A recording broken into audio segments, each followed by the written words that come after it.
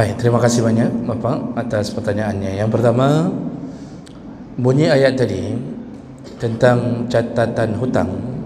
Allah mengatakan, ya ayyuhalladzina amanu iza tadayantum bidainin ila ajalin musammam faktubu. Jadi kalimat faktubu itu dalam bahasa Arab adalah fi'il amar, perintah, dan dalam kaidah fikih bahawa dalam kaidah usul fiqh disebutkan pada dasarnya al-aslu fil amri lil wujub.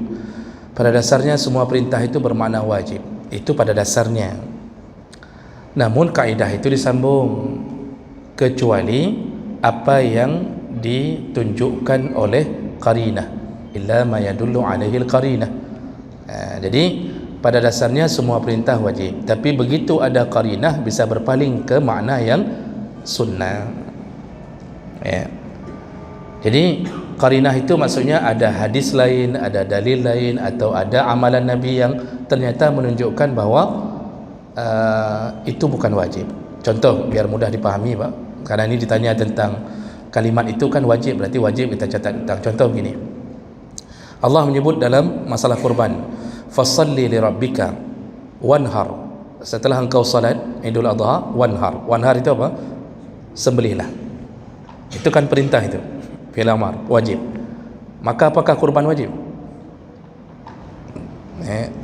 Hanya mazhab Hanafi yang mengatakan kurban wajib. Jumhur ulama mengatakan kurban tidak wajib. Padahal itu kan kalimat perintah wajib. Kenapa bisa berubah bisa berubah dari wajib menjadi sunnah kurban dalam pandangan jumhur? Karena ada qarinah. Mana qarinahnya? Hadis Nabi yang lain yang mengatakan man arada ayyudahi, barang siapa yang di antara kalian yang ingin berkurban. Jadi bahasa Nabi, iza raaitum hilala Zulhijjah, kalau engkau sudah melihat hilal di bulan Zulhijjah, dan siapa yang ingin berkurban, bahasa ingin berkurban menunjukkan bukan lagi wajib. Lalu ini disebut qarinah yang memalingkan makna wajib menjadi sunnah. Jadi dalam hutang juga begitu. Dalam beberapa hadis Nabi tidak langsung mencatat hutang, tapi mereka itu hidup di masa zaman amanah.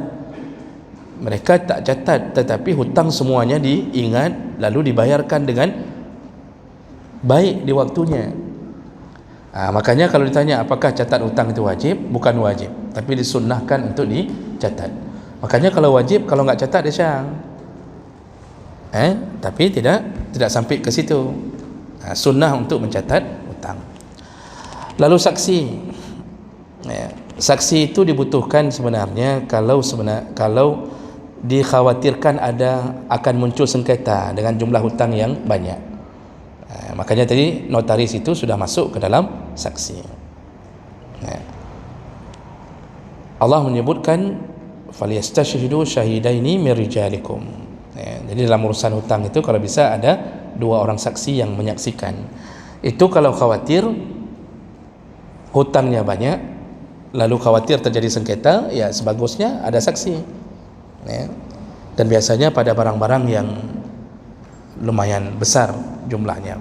Tapi kalau cuma berhutang 1 bawang, datang tetangga ni, Nabi hutang bawang tian, atau 1 telur Pak, kan kita lagi enggak ada telur tu di rumah, lalu kita bilang kayaknya sama tetangga ada, kita hutang dulu, nanti kita beli kita ganti. Kita datang, Nabi bawa mana siapa? Hutang bawa mana siapa? Nanti saya balikkan, sedang habis ni. Kalau itu butuh saksi, maka mak manok enggak mau lagi bertelur Mak. Jadi kata tetangga ni yang punya telur tu, dia bilang, oh bawa dulu saksi, gara-gara 1 telur kata kali atas nyan boh manok kalau ke saksi katanya. Kita enggak mau lagi kita berhutang kalau semuanya disuruh bawa saksi.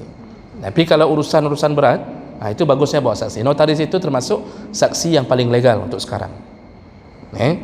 Nah kemudian apakah wajib ada jaminan? Kalau ada jaminan itu masuk ke dalam hutang yang bernama rahan, gadai. Itu masuk ke area gadai kalau dibutuhkan jaminan. Tergantung kita mau melakukan akad apa, akad hutang biasa atau akad rahan. Kalau akad rahan kasih borok atau kasih audun, iaitu kasih jaminan. Hutang 10 juta, jaminannya emas. Saya taruh tempat anda emas. Ini mobil saya. Ini itu baru hutang yang masuk kategori rahan. Kalau hutang biasa enggak mesti ada jaminan. Makanya amanah itu yang paling penting. Begitu maksud ayat. Kemudian pertanyaan kedua, tadi sudah habis ya punya Abu Ali ya. Pertanyaan kedua, apa tadi Pak Nasir? Di apa grosir sering kita berhutang karena sudah saling percaya. Dia mencatat, tapi begitu ada satu musibah, dia bawa catatan itu. Ahli waris tidak mau karena harus ada berhutang.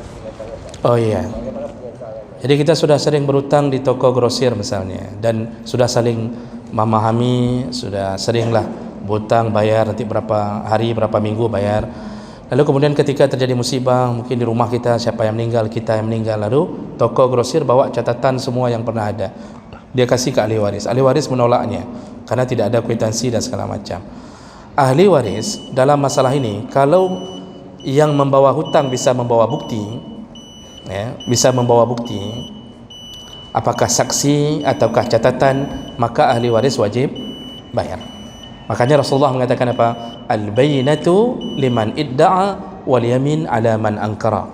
Ya, yang menuduh orang bayar hutang, ada hutang harus bawa bainah, harus bawa bukti.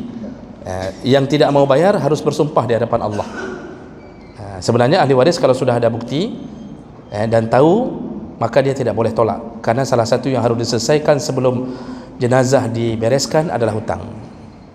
Baik, nanti kita sambung lebih lengkapnya di pertemuan yang akan datang insyaallah.